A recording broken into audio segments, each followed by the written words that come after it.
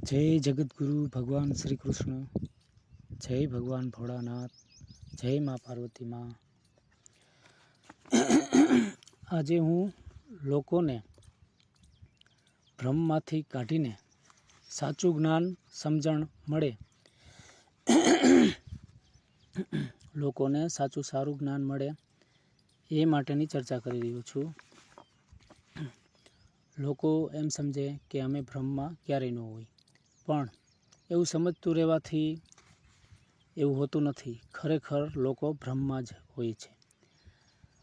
લોકો એમ સમજે છે કે અમે તો સાચા ને સારા જ છીએ, પણ સાચું ને સારું કર્યા વગર કોઈ સાચું અને કોઈ સારું નથી હોતું। એટલા માટે સાચું સારી સમજણ મળે, સારું જ્ઞાન મળે એના માટેની આ ચર્ચા કરી રહ્યો છું। સાચો માણસ હોય એ સર્વપ્રથમ પહેલાં એના મનને સંપૂર્ણ રીતે કાબૂ કરે। એટલે કે ક્યારેય પણ મન જે પણ રીતની ઈચ્છાઓ કરે કે જે સારું નથી કે જે રીતનું આપણે પાપ થતું હોય એ પણ કરવું, ભલે ને મજા આવે એટલે કરી નાખવી। પહેલાં તો જે લોકો મનને કાબૂ નથી કરી શકતા, બરાબર, જે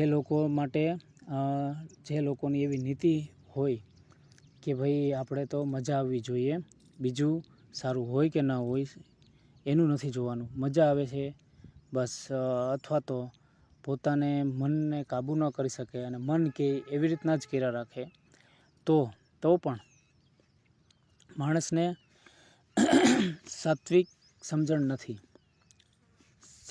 સારી સમજણ નથી। કેમ કે મન કે એવી રીતનું કાંઈ ના કરવાનું હોય। મન એમ કે નિર્દોષ પશુ પંખી કે નિર્દોષ જે કાંઈ જીવ છે એને મારીને અને ખાવું, બરાબર, એને મારીને ખાવું, તો એ જે પ્રકારની મજા આવતી હોય એ મજા લેવી। જે કંઈ કોઈ પણ રીતનું મર્યાદા નથી અને મર્યાદાને તોડીને જે કંઈ ખરાબ વાસનાના કાર્યો કરવા મજા આવે છે તો એ કરવું મજા માટે, તો એ પણ માણસની સારી સમજણ નથી અને માણસ ભ્રમમાં છે। માણસ એમ સમજે કે હું જે કંઈ કરું છું એ સારું જ કરું છું, પણ એમ સારું નથી થતું। સારું કરવાથી જ માણસ સારો ગણાય અથવા સારો હોય છે। હવે મન એટલે શું? મન એટલે આપણે પોતે જ મન છીએ। જુઓ, આપણું મન એની અંદર જીવાત્મા છે, આપણું મન છે એની અંદર જીવાત્મા છે, જેનું સૂક્ષ્મ શરીર કહેવાય। જીવાત્માનું એક સૂક્ષ્મ શરીર હોય, એ સૂક્ષ્મ શરીરની અંદર ભગવાન પોતે આત્મા થઈને, એક ભગવાનનો અંશ છે, ભગવાનનો નાનો ભાગ છે, આત્મા થઈને વસે છે, રહે છે। કે સૌથી પહેલાં આત્માની અંદર જીવાત્મા અને જીવાત્માની અંદર આપણું મન છે। તો આપણે પોતે જ મન છીએ। આપણે જે કાંઈ ઈચ્છા પ્રક્રિયાઓ વિશે જે પણ આપણે કાબૂ ન કરી શકીએ, આપણે જે કાંઈ સારું સમજી ન શકીએ, એનું કારણ આ જ છે, કેમ કે આપણે પોતે જ મન છીએ અને આપણા મનને જ્ઞાન દ્વારા જ આપણે પોતે સ્થિર થઈ શકીએ। જ્ઞાન દ્વારા જ, જ્ઞાન વિના કોઈ પણ માણસ ભ્રમમાંથી ન નીકળી શકે। એટલા માટે જ્ઞાન મેળવવું ખૂબ જ જરૂરી છે। અને આપણને એમ થાય કે આ જ્ઞાન મેળવવાની શું જરૂર છે, આપણે મન ફાવે એમ કરી તો શું વાંધો, તો જેવું કાંઈ કર્મ કરીએ એ પ્રમાણે આપણે ભોગવવું પડે। આ મનની જે કાંઈ ઈચ્છા છે એ પૂરી કરવામાં આપણે આગળ જતાં હેરાન થવું પડે। કેમ કે ભગવાનનું એવું વિધાન છે કે જે કાંઈ મનુષ્ય જેવું કર્મ કરશે, સારું કર્મ કરશે તો એનું સારું થશે, નહીં સારું કર્મ કરે તો એનું નહીં સારું થાય. એટલા માટે આપણે આપણા જીવનને હેરાનગતિ ન મળે, આપણા જીવનમાં આપણે દુઃખી ન થવું પડે, એટલા માટે પણ આપણે ભ્રમમાંથી નીકળીને સદા સર્વદા જે કાંઈ સારું છે એવું કરતું રહેવું જોઈએ.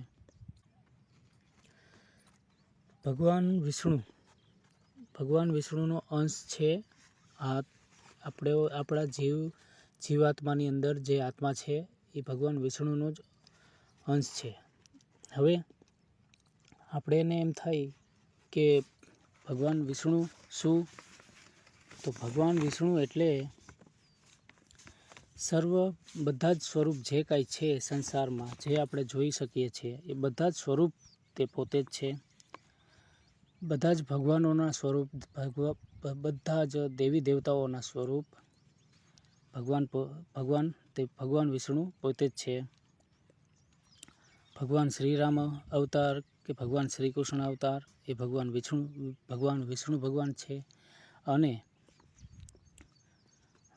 ભગવાન સૂર્યનારાયણ, ચંદ્રદેવ, બધા ગ્રહો, ધરતી, આકાશ, પાણી, પવન, અગ્નિ અને પ્રકાશ, અંધકાર કે સર્વ પ્રકારના રંગો, કાળો રંગ અને સફેદ રંગ, તે પણ તે પોતે જ છે. તો આપણે જરાક કલ્પના કરીએ કે એનો અર્થ એમ થયો કે ભગવાનની અંદર જ આ સંસાર છે અને આ સંસાર એની રમત છે, એની માયા છે.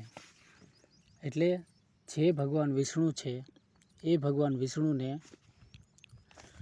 નમન કરીને એણે જે કીધું છે, જે કાંઈ કરવાનું એવું કરવું જોઈએ. એણે શું જણાવ્યું છે આપણને શ્રી રામ અવતાર લઈને, શ્રી કૃષ્ણ અવતાર લઈને, તો એના વિશે આપણે આમાં ચર્ચામાં આગળ સમજીએ કે ભગવાન વિષ્ણુએ એવું જણાવ્યું છે કે જગતગુરુ શ્રી કૃષ્ણ નામના, એટલે ભગવાન વિષ્ણુએ એવી રીતનું જણાવ્યું છે કે જે રીતનું સારું કરવું જોઈએ એના માટે જગતગુરુ શ્રી કૃષ્ણ નામના, એ તો હું મારી મેળે જ બોલું છું કે જગતગુરુ શ્રી કૃષ્ણ નામના 7 રીતના પાલન કરવા જોઈએ.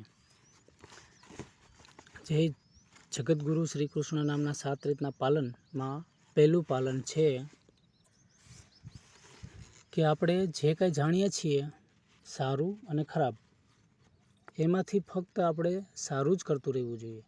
આપણને ખબર છે કે જે આ સારું નથી, તોય છતાંય આપણે નથી સારું એવું કર્યા કરીએ તો આપણે ઢોંગ કર્યો કહેવાય.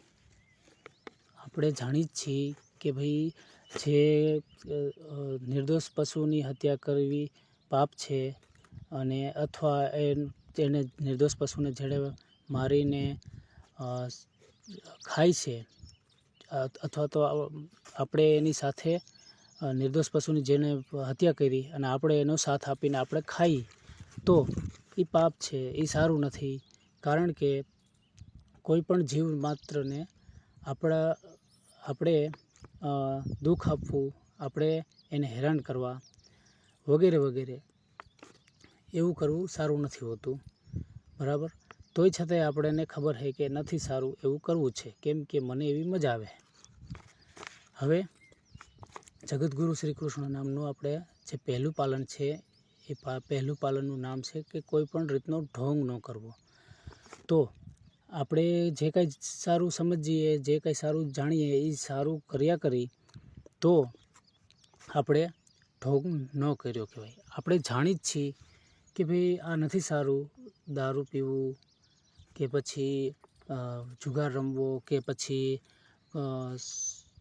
કુદ્રષ્ટિ કોઈ પરસ્ત્રી પર કરવી, કોઈ પણ રીતનું જે કાંઈ નથી સારું એવી ખબર જ છે આપણને કે આ નથી સારું ને આ સારું છે, તોય પણ જાણવા હોવા છતાં એ આપણે જાણી જોઈને ઢોંગ કરીશું પોતાની સાથે અને બીજાની પણ સાથે. તો આપણે પોતાની સાથે ઢોંગ કરવાનું બંધ કરી દઈએ, બીજાની સાથે પણ ઢોંગ કરવાનું બંધ કરી દઈએ, બરાબર. એને કહેવાય જગતગુરુ શ્રી કૃષ્ણ નામનું પહેલું પાલન. જગતગુરુ શ્રી કૃષ્ણ નામનું પહેલું જે પાલન છે એમાં એક એવી વાત પણ છે કે આપણે પ્રેમ કરીએ ને પ્રેમ તો એ પણ ઢોંગથી કરીએ. આપણે એને સાચો પ્રેમ કોને કહેવાય એની પણ આપણને સમજણ નથી.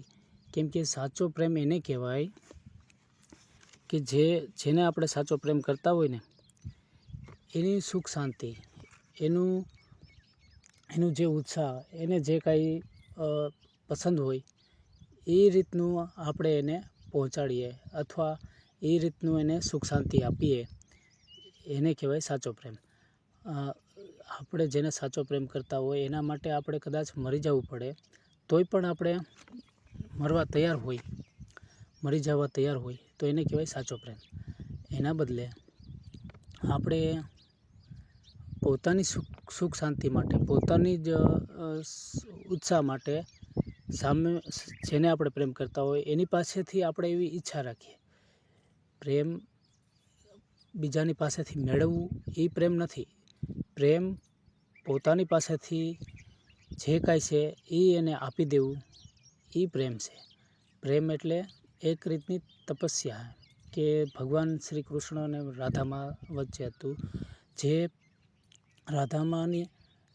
રાધામાએ જે તપસ્યા કરી, આપણે જાણીએ છીએ કે ભગવાન શ્રી કૃષ્ણ જ્યારે ગોકુળથી મથુરા ગયા તો ત્યારે રાધા માતાએ એમ કીધું કે તમારી જે ઈચ્છા છે એ જ મારી ઈચ્છા. તમે અહીંયા રહ્યો કે મથુરા રહ્યો, તમે જ્યાં રહ્યો ત્યાં તમારી જે ઈચ્છા હોય એ જ મારી ઈચ્છા. એ રીતનાથી જે વિદાય આપી એ સમર્પણ, એ પ્રેમ એટલે કે જેને આપણે પ્રેમ કરીએ એની જે ઈચ્છા એનું સ્વીકાર કરી લઈએ એ છે પ્રેમ. અને પ્રેમ હંમેશા પવિત્ર હોય. પવિત્રતા એટલે કે જે વાસનાના જે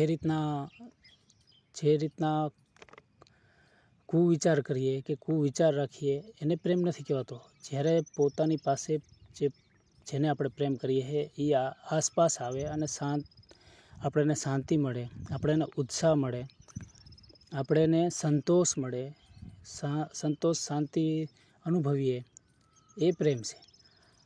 એના બદલે આપણે અસંતોષથી થાય અથવા વિકૃતિ વગેરે જે નથી સારી રીતની ભાવના, જે નથી સારી રીતની ઈચ્છા, એને પ્રેમ નથી કહેવાતું. એટલે પ્રેમ પણ આપણે એક રીતનો ઢોંગથી કરીએ.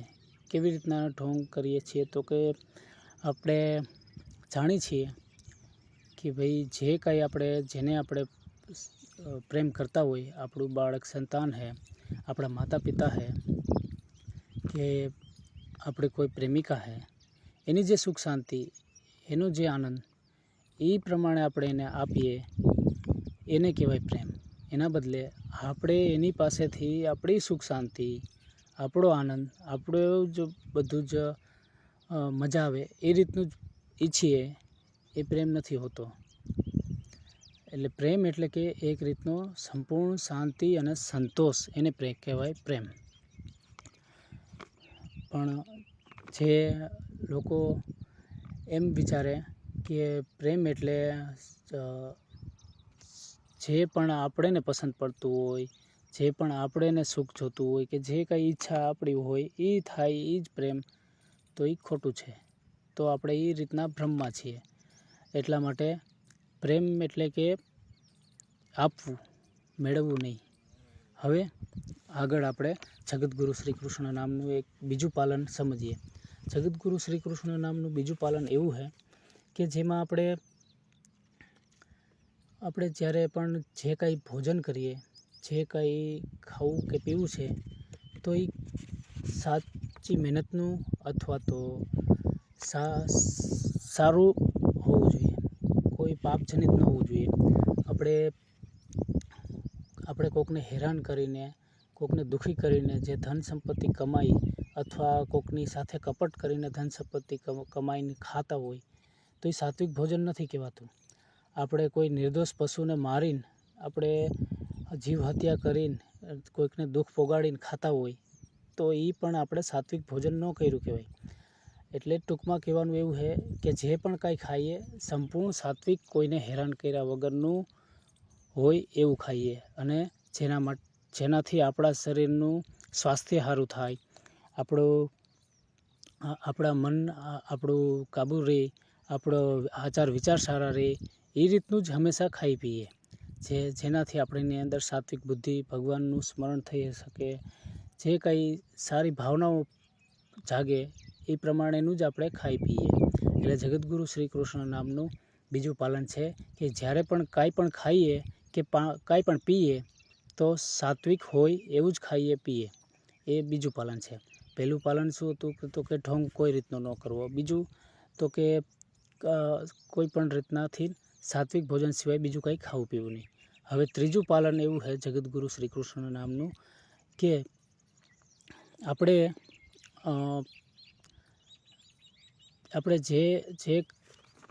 જે નિર્દોષ પશુ કે પંખી છે, નિર્દોષ પશુ પંખી અથવા તો કોઈ માણસ છે એ નિર્દોષ છે, તો આપણા કારણેથી એને દુઃખ ન ભોગવું જોઈએ. જે કોઈ નિર્દોષ છે, પશુ પંખી છે, વૃક્ષો છે, કે પછી કોઈ પણ રીતનું કાંઈ પણ હોય, આપણા કારણે કોઈ નિર્દોષ પ્રત્યે આપણે એને દુઃખ ન પહોંચાડવા જોઈએ. ત્રીજું પાલન એ છે કે નિર્દોષને આપણા કારણે દુઃખ ન ભોગવું જોઈએ. પણ જે લોકો નિર્દોષ નથી, જે લોકો પાપ કરનારા, જે આપણે સારી રીતે કે સારું કરનાર હોય અને જે આપણને હેરાન કરનાર હોય, બરાબર, અને જે પાપ કરવાવાળા, અધર્મ ફેલાવવાવાળા જે નથી સારા, એ લોકોને આપણે સજા આપીએ તો એ યોગ્ય છે. પણ જે નિર્દોષ છે એને આપણા કારણે કોઈ રીતનું દુઃખ કે આપણા કારણે એની કોઈ રીતની ચિંતા આપણે ન પહોંચાડવી જોઈએ. એ ત્રીજું પાલન છે.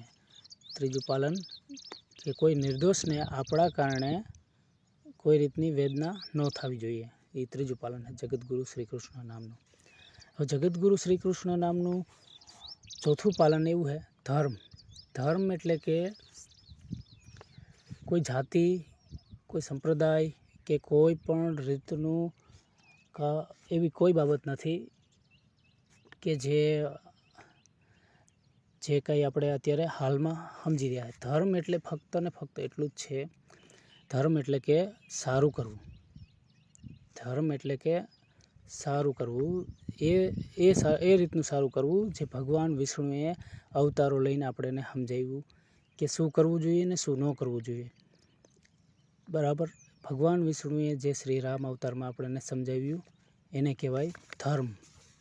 ભગવાન વિષ્ણુએ જે શ્રી કૃષ્ણ અવતારમાં સમજાવ્યું એને કહેવાય ધર્મ. ધર્મ એટલે કે સારું કરવું, નથી સારું એનો ત્યાગ કરીને સારું કરવું, એને કહેવાય ધર્મ. હવે ધર્મમાં ઊંડાણથી વિસ્તારથી આપણે જાણીએ તો 16 રીતના સદ્ગુણનું પહેલાં પાલન કરવું પડે.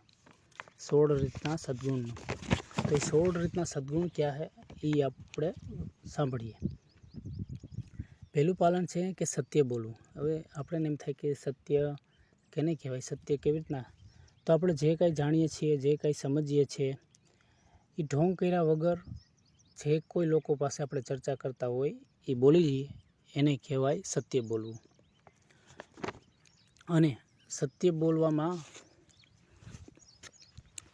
ઉદાહરણમાં આપણે જોઈએ તો મહારાજા હરિશ્ચંદ્ર, જેણે સ્વપ્નમાં વિશ્વામિત્રને કીધું હતું કે હું મારું રાજપાટ તમને દાન આપું છું, તો એણે સંસારની આ જે મોહમાયા છે એનો ત્યાગ કરીને એણે ફક્ત ધર્મનું પાલન કર્યું. એણે સાચું કામમાં બીજે દિવસે જ્યારે વિશ્વામિત્ર આવ્યા તો એણે પોતાનું રાજપાટ એને દાન કરી દીધું. સત્યવાદી રાજા હરિશ્ચંદ્ર જ્યારે જે શમશાને કામ ઉપર રહ્યા તો એણે કીધું હતું કે હું કોઈ પાસેથી કાંઈ કર લીધા વગર કોઈ રીતનું શમશાનમાં અગ્નિદાહ ન આપી. તો એનો જ્યારે પોતાનો દીકરો જ્યારે આવ્યો તો પોતાના દીકરાની પણ અગ્નિદાન માટે એણે એની પત્ની પાસેથી કાંઈ પણ કર લીધો ત્યારે કેમ કે જે બોલ્યા હતા એ પ્રમાણે કર્યા સિવાય એ બીજું એનું કંઈ જીવન જ નથી હોતું. સત્ય બોલવું એટલે કે ધર્મના પાલનમાં સંપૂર્ણ ઢોંગ વગરના સાચા થઈ જવું. હવે ખોટો ક્રોધ, બીજો સદગુણ છે ખોટો ક્રોધ.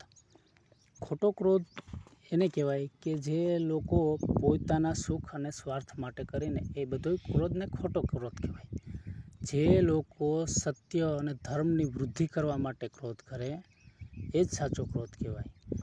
તો બીજું સાત્વિક ગુણ એ હોવો જોઈએ કે સદા સર્વદા બીજાનું કલ્યાણ કે સારું કરવા માટે ક્રોધ થવો જોઈએ.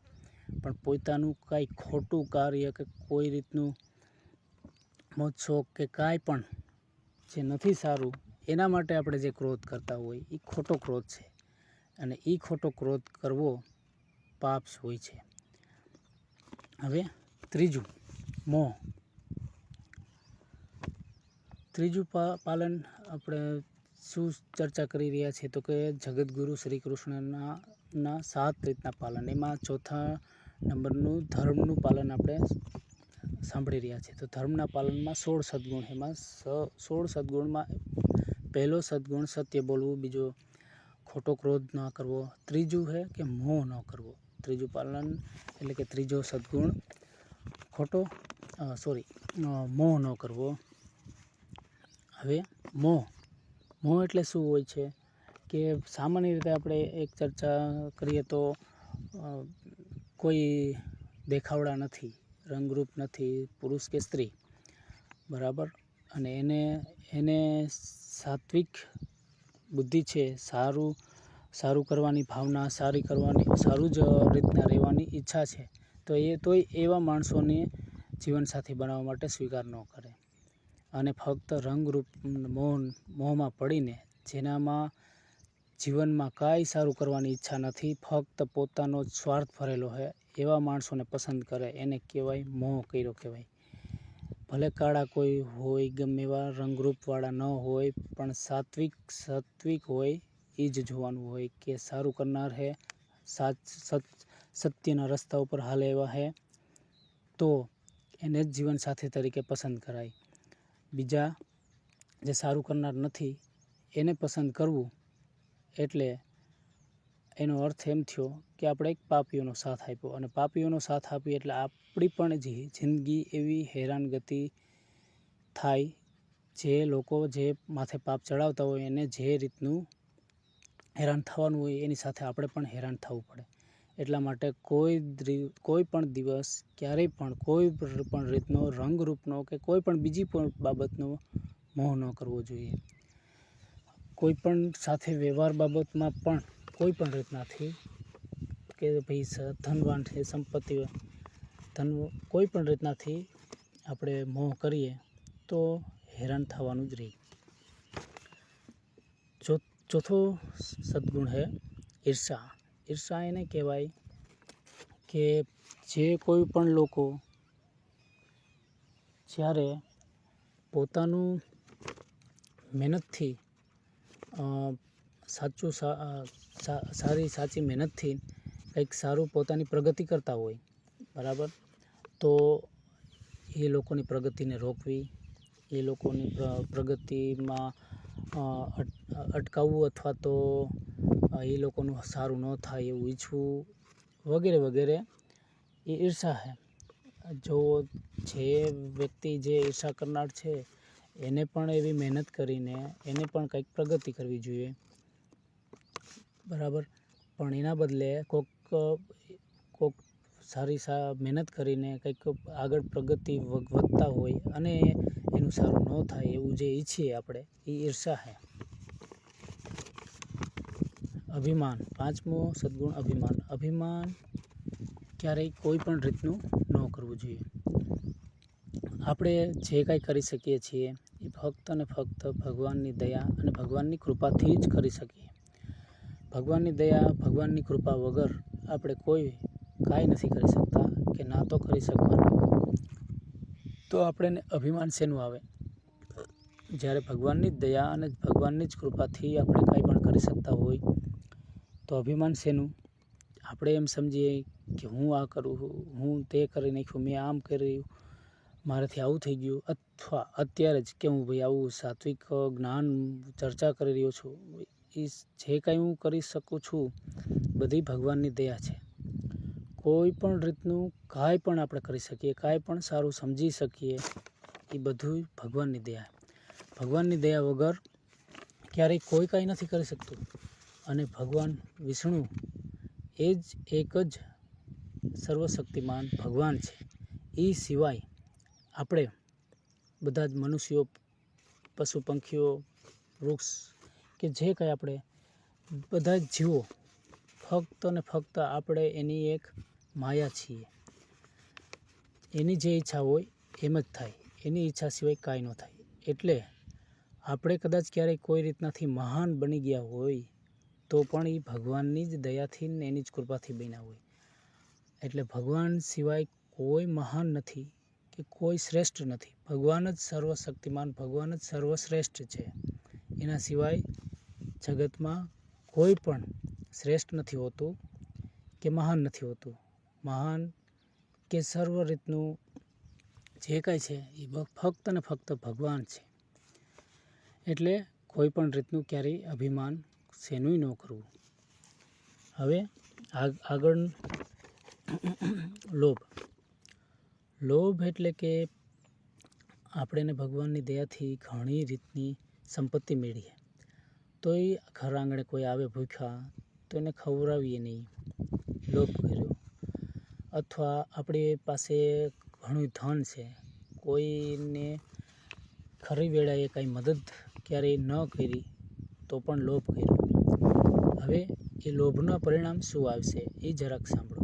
કે જે કંઈ આપણે ભગવાને તેવડ આપી કે બીજાને આપણે મદદ કરવી જોઈએ, બીજાને આપણું કંઈક સારું કરી શકવું જોઈએ, એના બદલે આપણે એ ન કર્યું, લોભ કર્યું, આપણે પોતાનો જ સ્વાર્થ કર્યો, બરાબર, પોતાનું જ સારું રહે એવું કર્યું, તો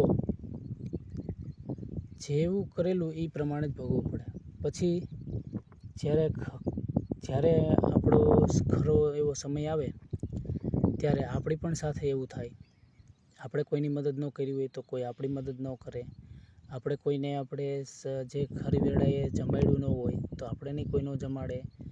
એવો અંત સમયની પહેલાં એવો સમય આવી જાય છે કે જે બધી જ રીતનું ભાન અપાવી દે છે. હવે એટલે લોભ કરવાથી ફક્ત એક જ આપણે થાય કે ભાઈ આપણે હેરાન થવાનું બેલેન્સ વધાર્યું. હવે સાતમું, લાલચ. લાલચ એવી રીતની હોય કે રૂપિયાની લાલચમાં આપણે કોઈ રીતનું સાત્વિક કે સારું કાંઈ બાબતનું નથી કરવું. રૂપિયાની લાલચમાં આજ લોકો મોટા પ્રમાણમાં રૂપિયાની લાલચમાં કાંઈ સારું કરવા માટે તૈયાર જ નથી. બસ કેમ કરતાં રૂપિયા મળે અને કેવી રીતનું કાંઈ પણ ખોટું કરવું પડે એ બધું ખોટું કે બધી રીતનું પાપ કરવા તૈયાર છે. એ છે લાલચ.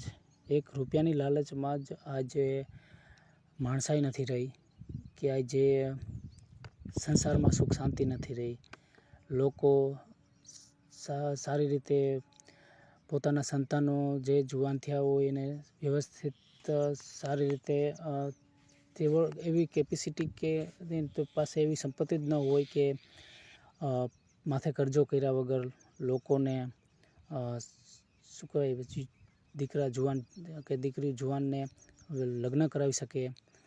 દીકરા જુવાન કે જે દીકરી લગ્ન થઈ ગયા તો કોઈ રીતની એની મદદ કરી શકે, એને શું કહે નોખા અલગ કંઈ ઘર કે કાંઈ પણ સુવિધા કરી શકે. કાંઈ નથી થઈ શકે એવી રીતનું ફક્ત રૂપિયાઓના લાલચના કારણે. રૂપિયાઓના લાલચમાં માણસોએ શું કર્યું કે પોતપોતાનું જ ઘર ભરવા માટેનું કરી દીધું. તો પોતપોતાનું જ ઘર ભરવા માટે જે છે એ બાબત કહું કે માણસોએ એવું કર્યું કે ધન સંપત્તિની લાલચમાં જે નિર્દોષ લોકો છે એની પાસે કાંઈ ધન ન રહેવું જોઈએ એટલા પૈસા લૂંટ્યા. જે એ લોકોને નથી જાણ હોતી એ લોકોને જે લોકો માનો કે આજ એક દિવસનું એને મજૂરી મળી 300 રૂપિયા, બરાબર. તો એ 300 રૂપિયાની મજૂરીમાં ફક્ત એની પાસે 50 રૂપિયા જ વધવા હોય તો વધે, નકર 50 રૂપિયા નથી વધવાના. એક દિવસની જે ટોટલ 365 દિવસ દરરોજના માટેની એની એક દિવસની કમાણી 300 રૂપિયા, દરરોજ એક દિવસની કમાણી 300 રૂપિયા હોય તો એને દરરોજનું સામાન્ય રીતે એને ઘર હલાવવા માટે 250 રૂપિયા તો વયા જ જવાના છે. 250 રૂપિયા વયા જશે. 50 રૂપિયા જેવું વધવું હોય તો વધશે, નહીંતર આધુનિકતા એવી આવી ગઈ કે 50 રૂપિયા જે વધ્યા એ મોજ શોખમાં વયા જશે. તો પરિણામે શૂન્ય. માણસને કાંઈ પણ થોડું કંઈ ધન ભેગું કરવું હોય તો અત્યારના સમયમાં 2025માં સામાન્ય રીતે કાંઈ ધન ભેગું કરી શકે એવી રીતના નથી. જે સામાન્ય લોકો હતા એ અત્યારે કંગાળ થઈ ગયેલા. શેના કારણે? તો કે આ રૂપિયાઓની લાલચમાં લોકોએ પોતપોતાના ઘર ભરવાનું કર્યું. બીજાનું સારું થાય એ માટે કાંઈ નથી કર્યું. લોકોએ જે બાબત છે કે કયા લોકોએ કેવી રીતનાથી બીજા લોકોને કોઈ રીતની એનામાં તેવડ ન રહે. એને જે ઘરમાં રહે છે એમાંથી બીજું એક ઘર કરવું હોય એ ઘર ન કરી શકે, બીજું ઘર ન બનાવી શકે એવી તેવડ નથી રહેતી સામાન્ય લોકોની. નથી તેવડ રહેતી જુવાન દીકરીઓને લગ્ન કરાવવાની. એનું કારણ એક જ છે કે જેટલા લોકો દેશના વહીવટમાં પડેલા છે એ લોકો દરેક નાગરિકો પાસેથી એની ધન સંપત્તિ લૂંટાઈ જાય એ માટે નું જ કાર્ય ચાલુ કરી દીધું છે. કોઈને પાસે કાંઈ પૈસો બચી જ ન શકે, કોઈ રીતનું કાંઈ રહી જ ન શકે એવી રીતનું.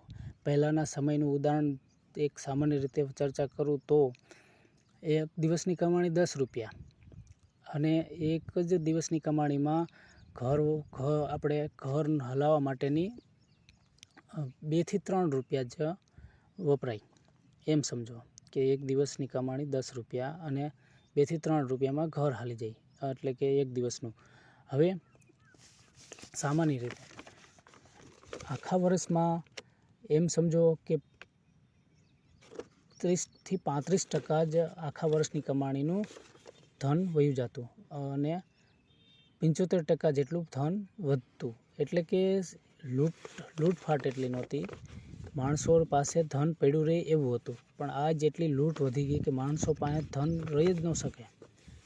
આજ માણસોને એટલી રીતના લૂંટવામાં આવે કે એની વાત જ ના પૂછો. એટલે સામાન્ય રીતે સમજીએ તો આજ લોકો બધા જ ખૂબ જ દુઃખી કે હેરાન કે ધર્મના માર્ગે પણ ન શાંતિથી ચાલી શકે.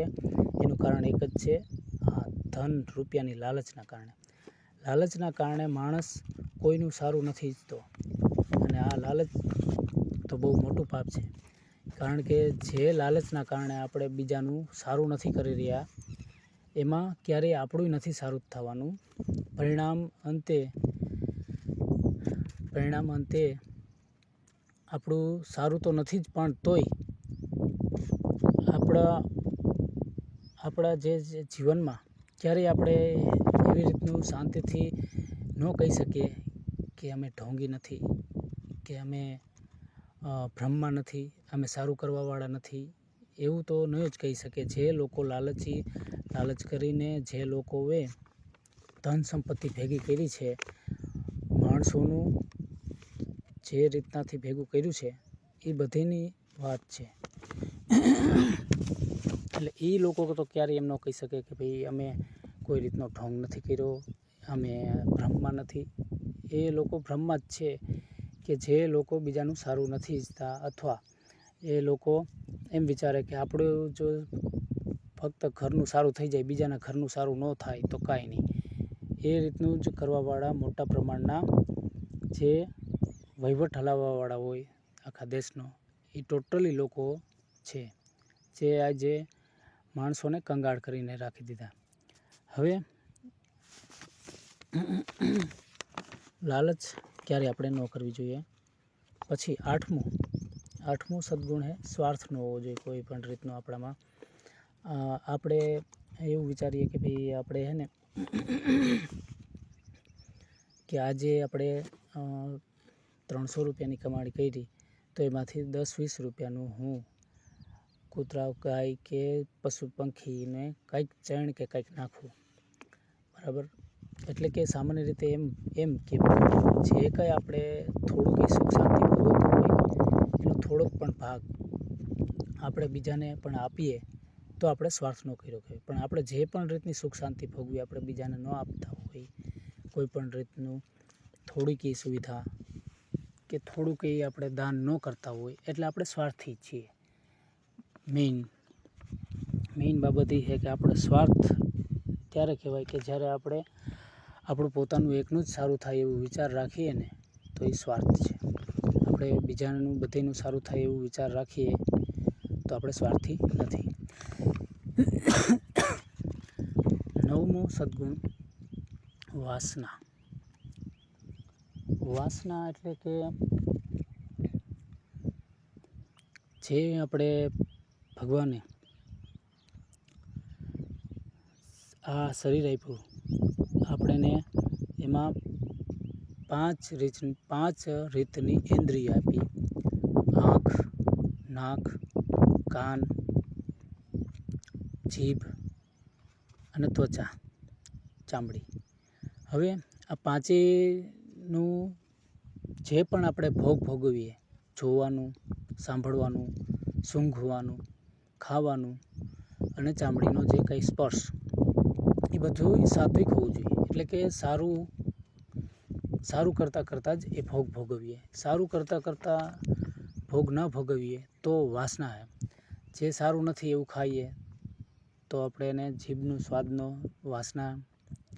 જે સારું નથી એવું જોઈએ તો આપણે આંખોની એ પ્રમાણેની વાસના. જે સારું નથી એવું સાંભળ્યા કરીએ તો વાસના છે. જે સારું નથી આપણી પત્ની સિવાય કે અથવા આપણા પતિ સિવાય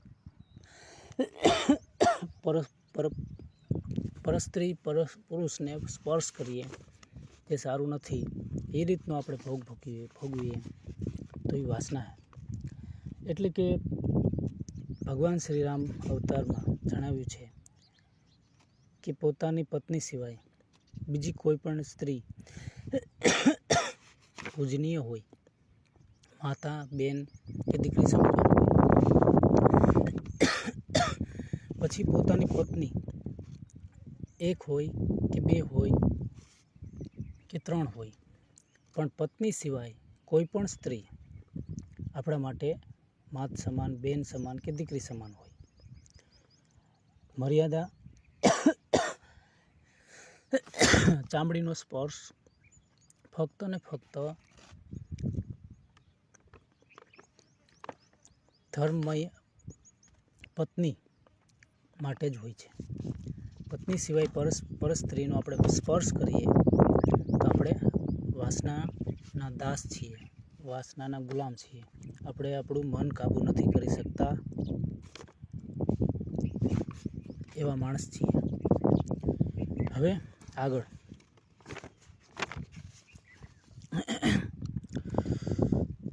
ભેદભાવ. 10મો સદગુણ ભેદભાવ કરવો આપણી અંદર જે વિચાર હોય એ આપણું અજ્ઞાનતાના કારણે. કોઈ પણ માણસ રંગરૂપે ખૂબ કાળો હોય કે અથવા કોઈ પણ માણસ ખૂબ ગરીબ હોય કે અથવા કોઈ પણ માણસ કોઈ નીચી જાતિમાં હોય તો ફક્ત એના કર્મના કારણે, એના જે પાછલા જન્મના કર્મનું બેલેન્સથી એને એવું રૂપ મળ્યું હોય, એને એવી જાતિમાં જન્મ મળ્યો હોય વગેરે વગેરે, જે કંઈ થયું હોય એ કર્મના હિસાબે થયું હોય તો આપણે એની સાથે ભેદભાવ ન કરવાનો હોય. એને રંગરૂપનો, એની જાતિનો કે કોઈ પણ ગરીબી કે કોઈ પણ બાબતનો આપણે ફક્ત એ જોવાનું હોય કે આ માણસ જગતગુરુ શ્રી કૃષ્ણ નામના 7 રીતના પાલનમાં કેટલું પાલન કરી શકે એમ છે. ફક્ત એ જોવાનું હોય, કોઈ પણ રીતનો ભેદભાવ કરવો ન હોય. કેમ કે ભેદભાવ આપણે કરીએ કોઈ પણ રીતનું, એનો અર્થ એવો થાય કે આપણે પોતે પણ અભિમાની છીએ. કેમ કે અભિમાન તો માણસને એનું જ થાય કે જે બીજા કરતાં વધારે જે બાબત હોય એનું જ થાય. તો આપણને એમ થાય કે મારી પાસે આ વ્યક્તિ કરતાં સારા કર્મોનું બેલેન્સ વધારે છે, તો સારા કર્મોનું બેલેન્સનું પણ આપણને અભિમાન ન હોવું જોઈએ. એટલા માટે કોઈ રીતનો ભેદભાવ ન કરાય. હવે આગળ ભય. ભય એટલે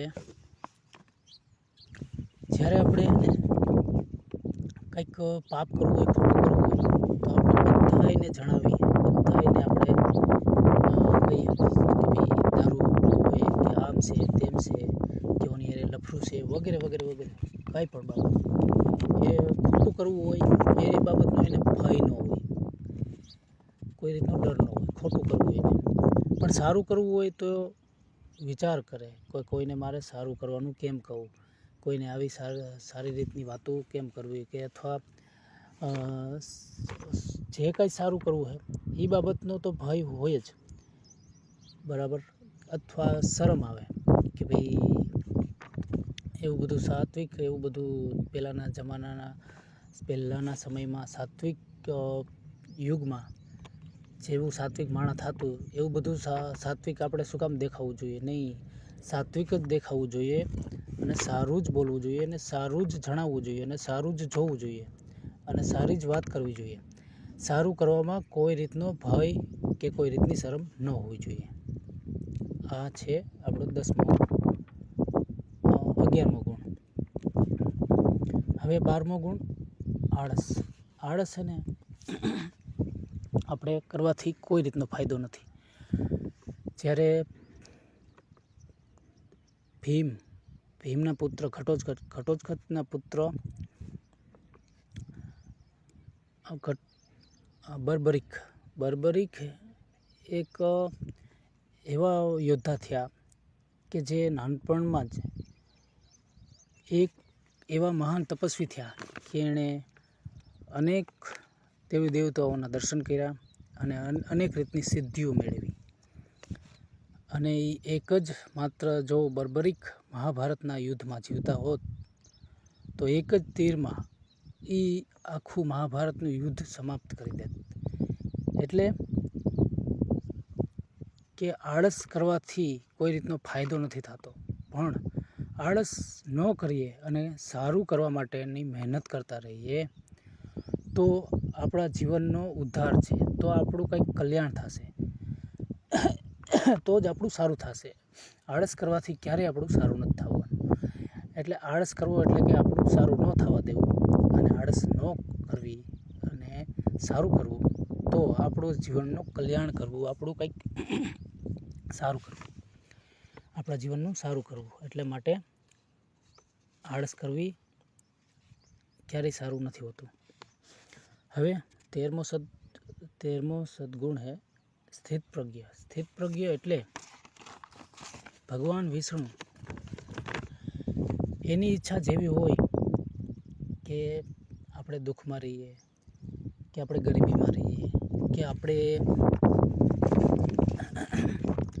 જે પણ સ્થિતિમાં રહીએ, કે આપણે ખૂબ જ ધનવાન થઈને રહીએ, આપણે ખૂબ ઉત્સાહિત થઈને રહીએ, આપણે જે પણ રીતની ભગવાનની ઈચ્છા હોય એ પ્રમાણે આપણે રહેવું. અને જે પણ રીતની ભગવાનની ઈચ્છા ન હોય, ભગવાન એમ કહે કે અત્યારે ઉત્સાહિત રહે, તો જાણી જોઈને આપણે ઉત્સાહ વગર ન થવું જોઈએ. અને ભગવાનની ઈચ્છા હોય કે આપણે નબળી પરિસ્થિતિમાં જીવવાનું, તો નબળી પરિસ્થિતિમાં એવી રીતનાથી જીવી લઈએ કે જેવી રીતના ભગવાને ખૂબ જ આનંદ આપ્યો હોય એ રીતનાથી જીવીએ. એટલે કે સુખમાં આપણે બહુ સુખી ન થાય અને દુઃખમાં બહુ દુઃખી પણ ન થાય, એ રીતનાથી રહેવું એને કહેવાય સ્થિત પ્રજ્ઞ. આ સંસારમાં ભગવાનની જે કંઈ ઈચ્છા હોય અંતે આપણે એનો સ્વીકાર કરીને જ જીવન જીવવું એ જ છે સ્થિત પ્રજ્ઞાનો ગુણ. સુખમાં ક્યારેય બહુ સુખી ન થવું, દુઃખમાં ક્યારેય બહુ દુઃખી ન થવું. જેવી ભગવાનની ઈચ્છા પ્રમાણે જ આખો આ સંસાર છે. એની જ્યારે ઈચ્છા હશે તો એક જ ક્ષણમાં, એક જ થોડીક જ વારમાં આપણું જીવનનો ઉદ્ધાર કરી દેશે. અને એની ઈચ્છા જ્યાં સુધી નહીં હોય તો આપણે આપણા જીવનનો ઉદ્ધાર કરવાનું કરીશું તો નહીં થાય. એટલે એની જે ઈચ્છા છે એનો સ્વીકાર કરીને શાંતિથી સંતોષ પામીને જીવન જીવવું એ છે સ્થિત પ્રજ્ઞાનો ગુણ. એટલે સ્થિત પ્રજ્ઞાના ગુણમાં શાંતિથી એટલું જ કે સદા સર્વદા સંતોષ અને આનંદમાં રહે. હવે 14મો સદગુણ, કરેલ ઉપકારને ક્યારેય ન ભૂલવું. માણસ એટલા સ્વાર્થી અથવા તો એવી રીતના આપણે સમજીએ કે એવા અજ્ઞાની હોય કે એવા હોય કે જે એને ક્યારેય પણ એવું ભાન ન રહે કે ભાઈ આ જ્યારે આપણે દુઃખી હતા ત્યારે આ વ્યક્તિએ આપણી મદદ કરી હતી, તો હવે આપણે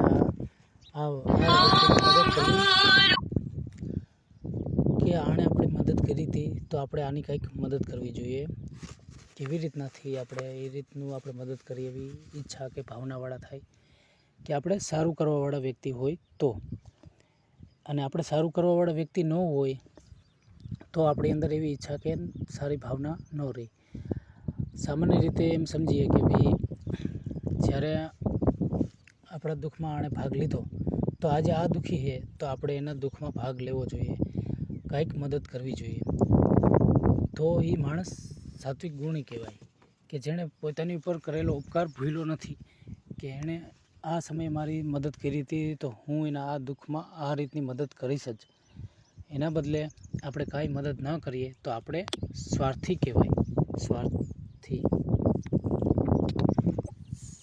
સ્વાર્થી માણસ વિશે તો આપણે સમજીએ છીએ કે ભાઈ સ્વાર્થી એને કહેવાય કે જે પોતાનું જ સારું ઈચ્છે હર હાલતમાં, કોઈ પણ રીતનાથી. કોઈનું કાંઈ સારું થવું હોય કે ન થાય, ધર્મનું પાલન થવું હોય કે ન થાય, વગેરે વગેરે કોઈ પણ બાબતથી બસ આપણું સારું થઈ ગયું તો પૂરું થઈ ગયું.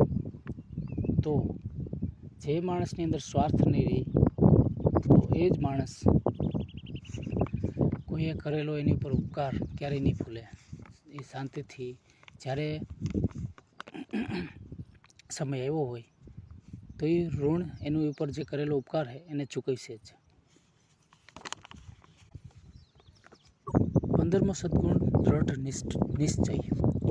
એટલે કે એક પાકો સંકલ્પ કરવો.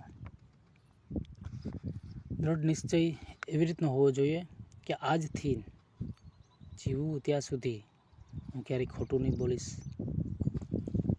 દ્રઢ નિશ્ચય એવો હોવો જોઈએ કે આજથી જ્યાં સુધી જીવીશ ત્યાં સુધી હું ક્યારેય ઢોંગ નહીં કરીશ. તો એ પ્રમાણે જ માણસ આખી જિંદગી કરી બતાવે, જ્યાં સુધી છેલ્લો શ્વાસ હોય ત્યાં સુધી કરી બતાવે. તો એનો નિર્ણય, એનો નિશ્ચય દ્રઢ કહેવાય. નહીંતર માણસ આજ કંઈક વિચારે અને કાલ પાછો હતો એમ દારૂ પીવા માંડે, પાછો હતો એમ ફાંકી ખાવા માંડે, પાછો હતો એમ ટૂંકમાં એના મનને કાબૂ નથી કરી શકતો.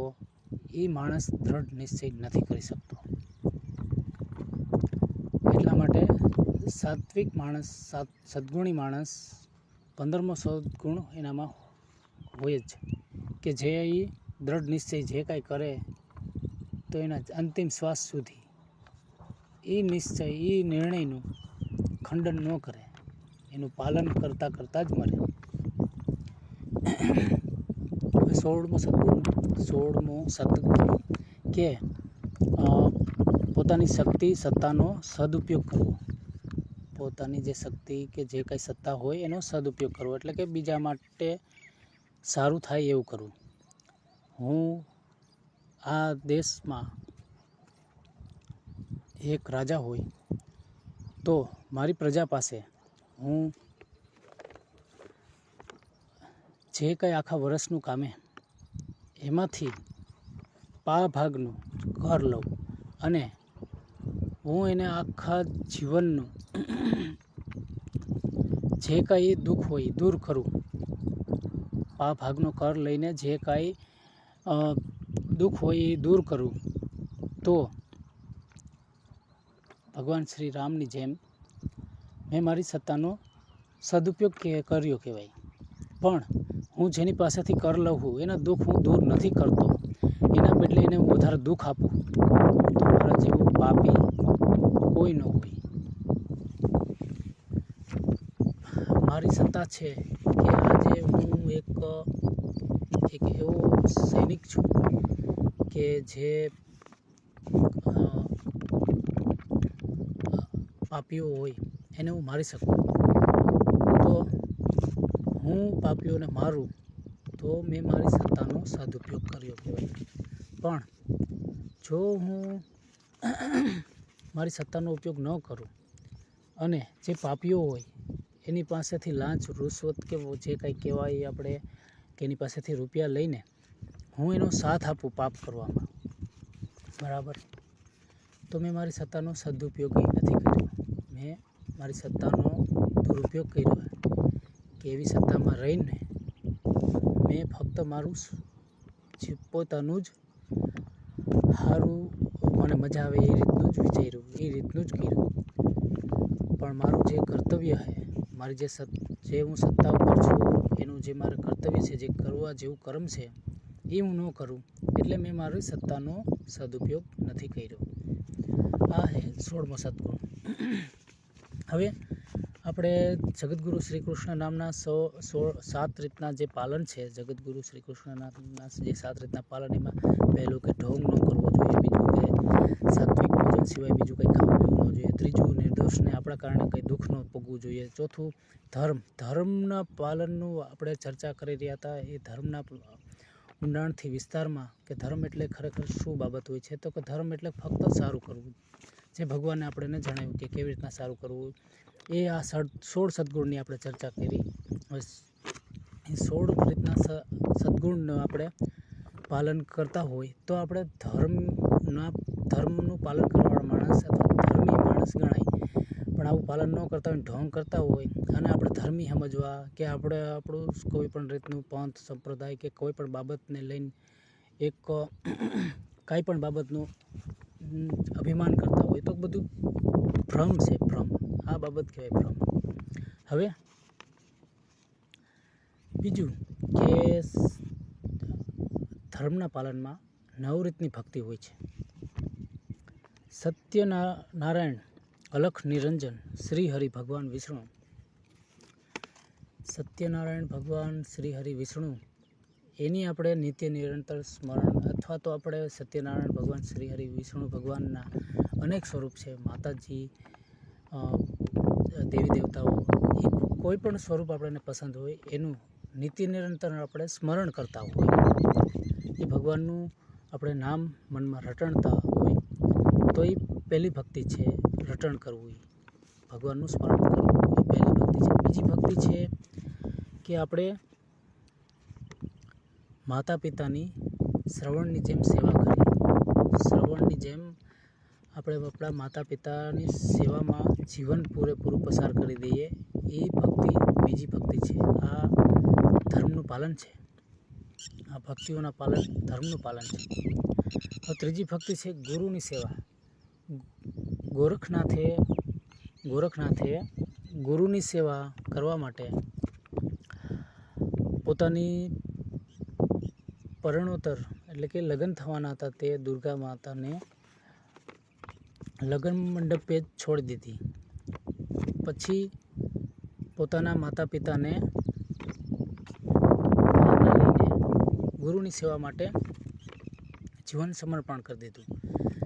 ગુરુ ગોરખનાથે એમના ગુરુ મચ્છન્દ્રનાથની સેવા માટે પોતાની એક આંખનું બલિદાન આપી દીધું. ગુરુની સેવા, ગુરુની જે આજ્ઞા, એ જેનું જીવન કરી લીધું, એ છે ગુરુ ભક્તિ. એને કહેવાય ત્રીજી ભક્તિ ગુરુ ભક્તિ. હવે પહેલી ભક્તિ શું હતું તો કે પહેલી ભક્તિ એવી છે કે ભગવાનનું નિરંતર સ્મરણ કરતા રહીએ, નકામા વિચારો કરવા કરતાં. બીજી ભક્તિ છે માતા પિતાની સેવા કરતા રહીએ, નકામું કોઈ પણ રીતનું બીજું પાપ કરવા કરતાં. ત્રીજી ભક્તિ છે ગુરુની સેવા કરવી. ચોથી ભક્તિ છે સ્ત્રીઓ માટે પતિની સેવા કરવી. માતા સતી અંસુરિયા જ્યારે ભગવાન આ સંસારને રચ્યો ત્યારે આ સંસારમાં ધર્મ અને અધર્મ, પાપ અને પુણ્ય એ પણ રચ્યું. મનુષ્ય માટે ભગવાને પાપ શું છે અને પુણ્ય શું છે એના માટેની મર્યાદાઓ રચી. એક પત્ની માટે એનો પતિ જ મોટો અને એની જે કંઈ આજ્ઞા કરે એ જ એનું જીવન હોય છે. એક પત્ની માટે ક્યારેય પણ એવું નથી હોતું કે એનો પતિ નાનો હોય. સદા સર્વદા મર્યાદા એવું હોય કે મોટો ભાઈ મોટો હોય, પિતા મોટા હોય, માતા મોટા હોય, પતિ હંમેશા મોટા હોય. અત્યારના સમય પ્રમાણે ચોખવટ પાડવી જરૂરી હોય.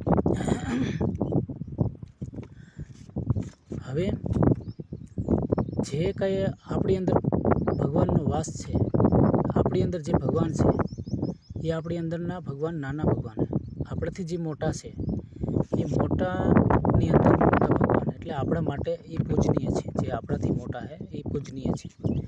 હવે એ સતી અંસુરિયા માતા પોતાના પતિની સેવામાં જ નિરંતર લીન રહેતા. પોતાના પતિની જે ઈચ્છા એ કરવા માટે જ એનું એણે જીવન સમર્પણ કરી દીધું.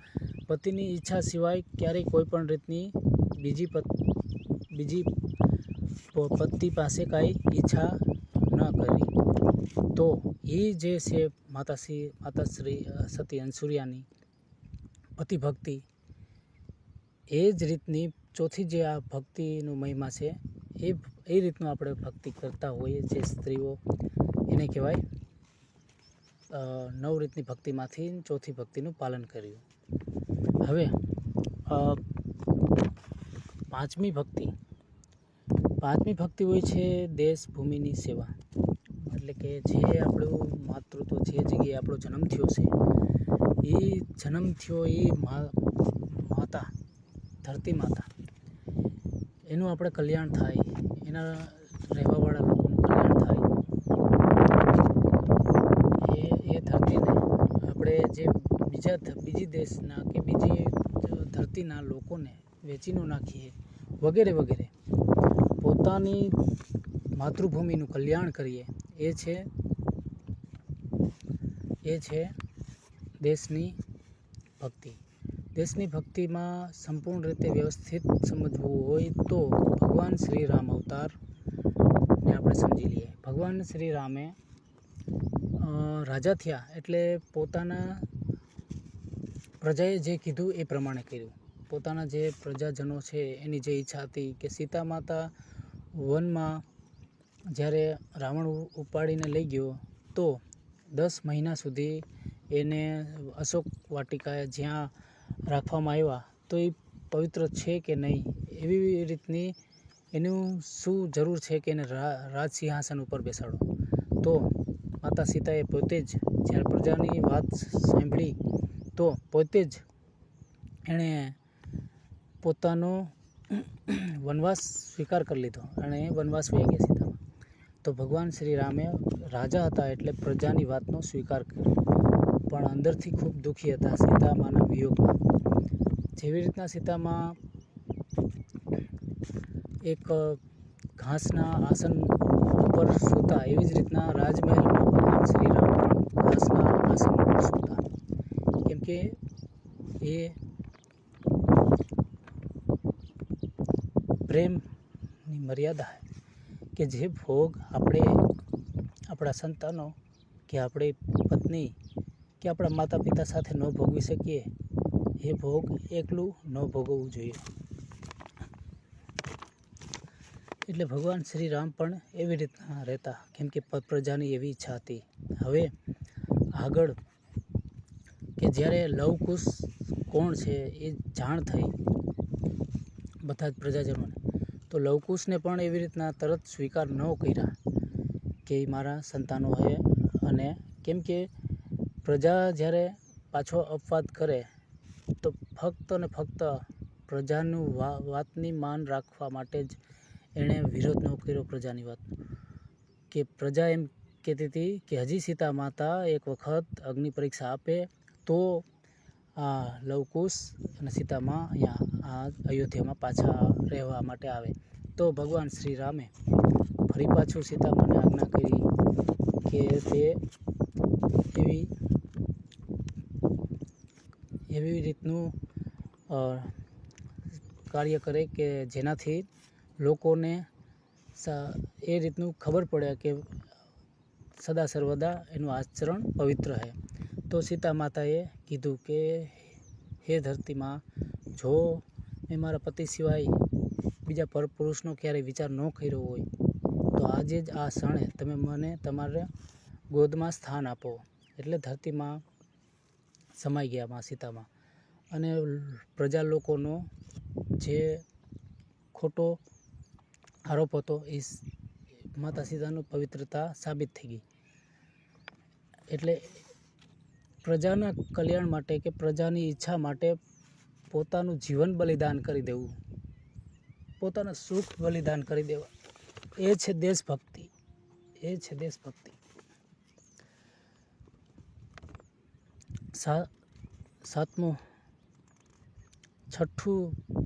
છઠ્ઠી ભક્તિ માનવ સેવા ભક્તિ.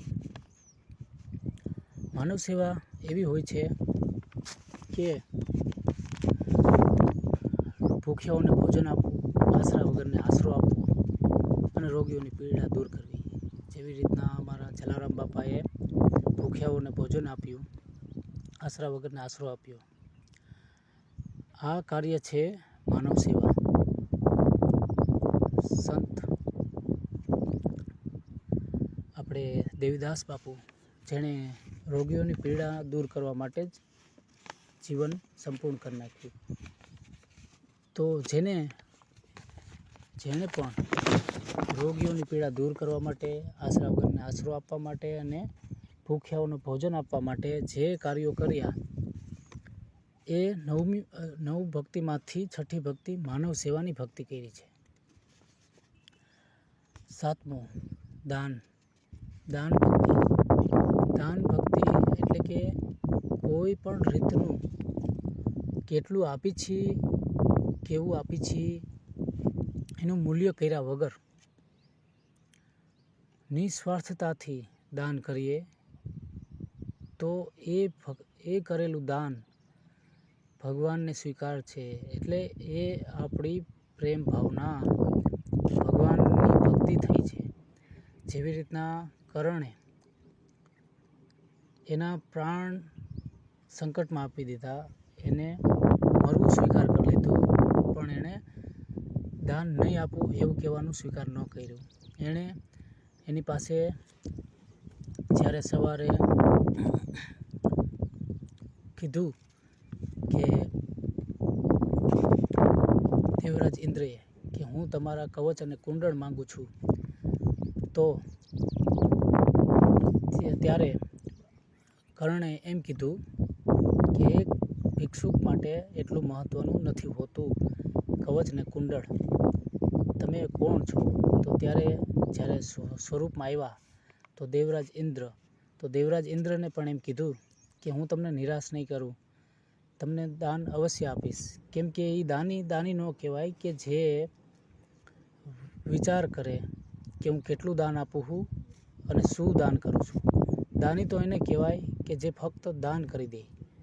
એટલે એવી ભાવનાથી જે દાન કરે,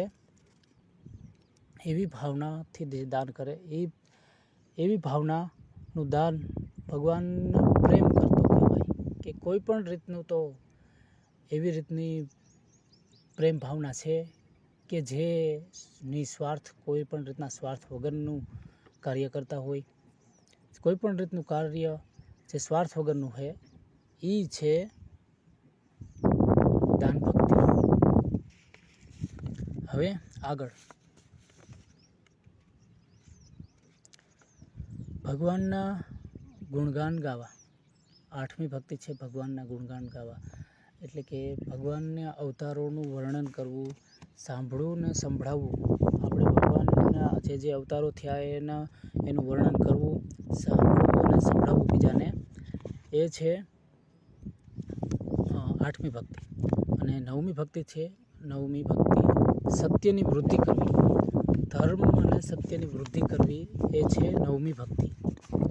જેવી રીતના ભગવાન શ્રી રામે સત્ય અને ધર્મની વૃદ્ધિ કરી, જેવી રીતના ભગવાન શ્રી કૃષ્ણએ સત્ય અને ધર્મની વૃદ્ધિ કરી, એ રીતનું કાર્ય કરીએ એ કહેવાય 9મી ભક્તિ. સામાન્ય રીતે જે કંઈ સારી બાબતનો પ્રચાર કરું, જે કંઈ હું ચર્ચા કરી રહ્યો છું, એ અમારી આ 9મી ભક્તિ ગણાય.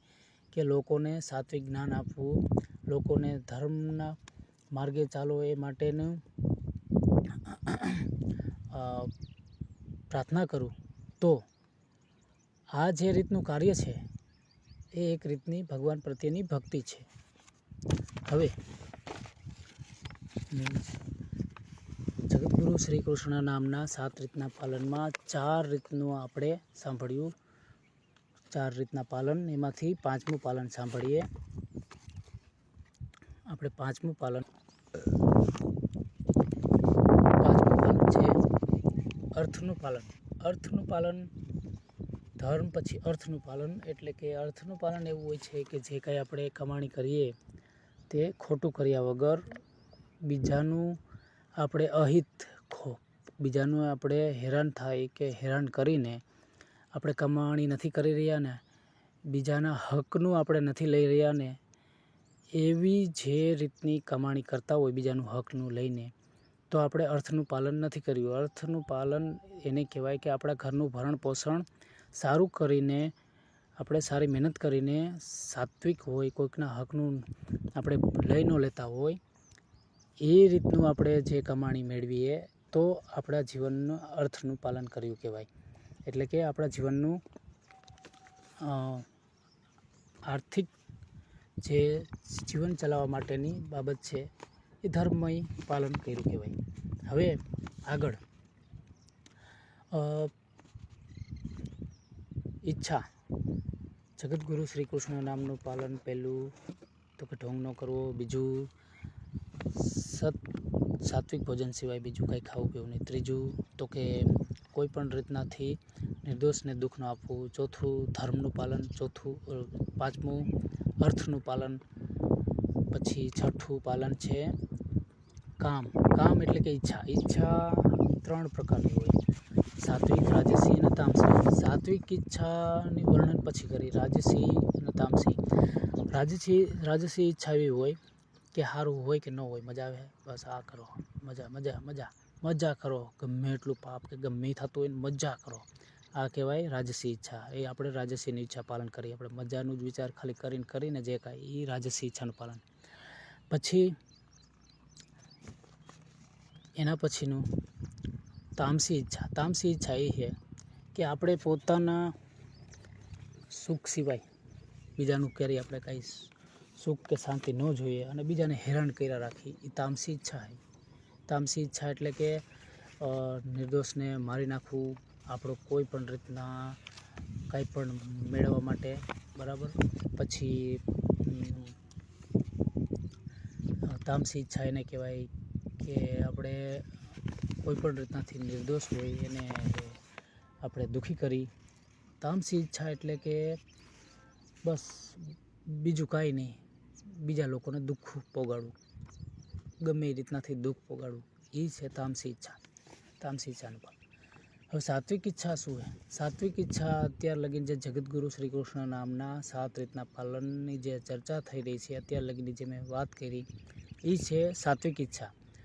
બધા લોકોનું સારું થાય, બધાને સુખ શાંતિ મળે અને બધાએ ભગવાનની નિસ્વાર્થ સાચી ભક્તિ કરે, બધા જ લોકો ઢોંગમાંથી નીકળે, ભ્રમમાંથી નીકળે, આ કહેવાય સાત્વિક ઈચ્છા. હવે આગળ આગળ આપણે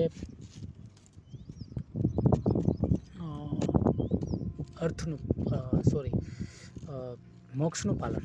મોક્ષ એટલે કે આપણું આ જે જીવન છે એ કર્મના આધાર ઉપર છે. કાં તો આપણા જીવનમાં માણસના જીવન ઉપર જ લાગુ પડે, પશુ પંખીઓને નહીં. આપણા જીવનમાં કર્મ પ્રધાન હોય છે. કર્મ આપણે સારું કરીએ તો આપણું સારું પરિણામ આવશે, આપણા જીવનમાં સારું થશે. આપણે ન સારું કરીએ તો સારું પરિણામ નહીં જ આવે. આપણું આ જે મન રહ્યું એ મન દ્વારાની જે આ કાયા છે એ કાયાને ભોગવવું પડશે. આપણા મન દ્વારા જે કાંઈ પાપ કર્યા છે એ આ કાયાને જ ભોગવવું પડશે. કેમ કે કર્મનું વિધાન છે કે જેવું કરશું સારું કે ખરાબ એ પ્રમાણેનું પરિણામ મળશે. એટલા માટે આપણે પાપ પુણ્યના ચક્કરમાં આપણું આ જીવન, આપણી આ જીવાત્માને ફસાવી. આપણી જે આ જીવાત્મા રહી કાં તો વધારે જીવનમાં પાપ કરશે કાં તો વધારે પુણ્ય કરશે. પણ પાપ પુણ્યમાંથી નીકળીને આપણે ન તો આપણા જીવનમાં પાપનું વધારે પ્રમાણ વધે કે ના તો પુણ્યનું પ્રમાણ વધે. કર્મ કરતા હોવા છતાંય કર્મના બંધનમાંથી મુક્ત થઈ જાય એ રીતનું પાલન કરવું, એ રીતનું કાર્ય કરવું, એને કહેવાય મોક્ષનું પાલન. જ્યારે આપણે એ રીતના કર્મ કરીશું ત્યારે મોક્ષ મળે. આપણે આ જીવ આત્મા રહી એ ભગવાનના ચરણોમાં સમાઈ જાય, એને કહેવાય મોક્ષ. પણ એ જે આપણા જીવનમાં આપણે પાપ ને પુણ્યનું જે કાંઈ છે કર્મ એને સુખ શાંતિથી ભોગવી લઈએ. દુઃખ હોય તો દુઃખ શાંતિથી ભોગવી લઈએ, સુખ હોય તો સુખ ભોગવી લઈએ. અને આપણે કર્મ કરતા હોવા છતાંય કર્મ બંધનમાં કેવી રીતના ન આવીએ, તો એના માટે આપણે આ જગતગુરુ શ્રી કૃષ્ણ નામના જે આ ચર્ચા થઈ એ બધી જ રીતના પાલન કરીએ તો આપણે કર્મ કરતા હોવા છતાંય કર્મના બંધનમાં ન આવીએ.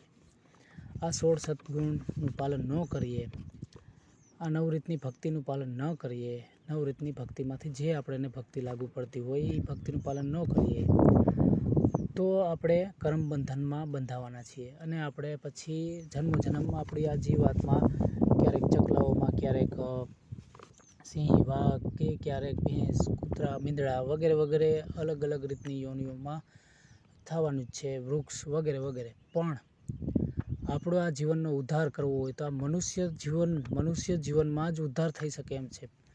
અને આમાં જ આપણે ઉદ્ધાર કરી શકીએ એમ છીએ.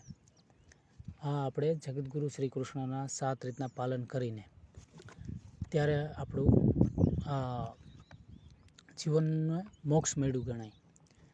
જ્યારે આપણે પાપ પુણ્યના જે બેલેન્સ છે એ પાપ પુણ્યમાંથી મુક્ત થઈ જાય. હવે બીજું કે આ સંસાર રહ્યો એ ભગવાનને રચેલો. આ સંસારની અંદર માયાપતિની બધી માયા છે. એટલે કે ભગવાનને એવી માયા કરેલી છે કે આપણે મન છે ને, મન સામાન્ય રીતે આપણે કાબૂ કરીને, એટલે કે આપણે પોતે જે ન કરવું જોઈએ એવું કરીને ન રહી શકીએ. તો એના માટે આપણે મન છીએ આપણે કાબૂ થઈ જાય, આપણે સ્થિર થઈ જાય. એના માટે સદા સર્વદા સારું હોય એવું સાંભળવું, સારું હોય એવું જોવું, અને સારું હોય એવું જ આપણે બોલવું, અને સારું હોય એવું જ વિચારવું. અને જે સારું નથી એવી પ્રવૃત્તિની આસપાસ પણ ક્યારેય આપણે ન જવું જોઈએ કે એવું ન કોઈ બાબતને પ્રોત્સાહન આપવું જોઈએ. સામાન્ય રીતે એટલી જ બાબત છે કે વિશ્વામિત્ર 1000 વર્ષ તપસ્યા કરી, 1000 વર્ષ ત્યાં તપસ્યામાં લીન હતા. પણ એક મેનકા આવીને એને બસ મેનકા ઉપર થોડીક જ વાર દ્રષ્ટિ કરી અને થોડીક જ વારમાં એણે એ જે પ્રક્રિયા છે એની પ્રક્રિયામાં એને મેનકાની જે ઈચ્છા હોય એમાં ધ્યાન આપ્યું. તો એ માયાપતિની માયા એટલી પ્રબળ હોય કે માણસનું પદ ભ્રષ્ટ થવું કાંઈ વાર નથી લાગતી. કોઈ પણ રીતનાથી અલગ અલગ રીતના સ્વરૂપે માયાપતિની માયા તમને ગમે ત્યારે પદ ભ્રષ્ટ કરી શકે. એટલા માટે ક્યારેય નથી સારું એને આપણે માન સન્માન ન આપવું જોઈએ. આપણે સદા સર્વદા સ્થિર રહેવું જોઈએ, સ્થિત પ્રજ્ઞ રહેવું જોઈએ, કે જે એક અતિશય પાણીના તણાવમાં એક ચટ્ટાન ક્યારેય હલે કે ચલતી નથી કે અથવા તણાતી નથી, એવી રીતનાથી સ્થિર રહેવું જોઈએ. કે એ સ્થિર એક જ રીતનાથી મળે, એવી રીતનાથી સ્થિર રહેવું. 9 રીતની ભક્તિમાંથી કોઈ પણ રીતની એક ભક્તિ આપણે સ્વીકાર કરીને એક રીતની ભક્તિ કરવા માંડીએ તો એ ભક્તિના આધાર ઉપર આપણું ક્યારેય પદ ભ્રષ્ટ નહીં થાય. 9 રીતની જે ભક્તિનું વર્ણન આપણે સાંભળ્યું, એમાંથી જે ભક્તિનું આપણે પાલન કરશું તો ક્યારેય આપણે પદ ભ્રષ્ટ નહીં થશું. નહીંતર ફરી પાછું મોહ માયા, પાપ પુણ્ય વગેરે વગેરેના ચક્રમાં ફસાઈ જવું. એટલે હવે એવું ન થાય એ માટે આપણે જીવન જીવવું એટલા માટે જરૂરી છીએ, કેમ કે આપણે ભ્રમમાં નથી, આપણે ઢોંગ કરવાવાળા નથી, એટલા માટે.